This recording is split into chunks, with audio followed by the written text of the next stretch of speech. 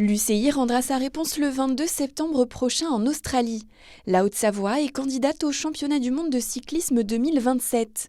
Le département l'avait annoncé en grande pompe en février dernier sur la mythique côte de Domancy à Sallanches. En juillet, une délibération du conseil départemental a finalisé ce projet malgré 3 voix contre. Si l'initiative en fait rêver plus d'un, des associations et des personnalités politiques montent au créneau. Nous allons porter un recours contre le vélodrome que prévoit de construire Martial Saddier ici sur la commune de Régnier-Aizery. Pourquoi ce recours? D'abord pour venir en appui du collectif d'associations qui a fait un référé suspension qui sera auditionné jeudi prochain par le tribunal administratif de Grenoble. Le vélodrome, c'est l'infrastructure qui cristallise en effet les tensions.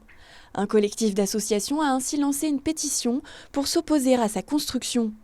Mais il dénonce aussi, tout comme les élus écologistes, la démarche globale d'accueil de cette grande manifestation internationale dans un contexte de crise climatique et d'explosion des coûts de l'énergie. Il faut faire attention à restaurer la confiance de nos élus face à des citoyens qui n'ont plus confiance. Et nous avons besoin aussi d'avoir un vrai débat pour comprendre dans quelles conditions nous devons organiser ces championnats du monde.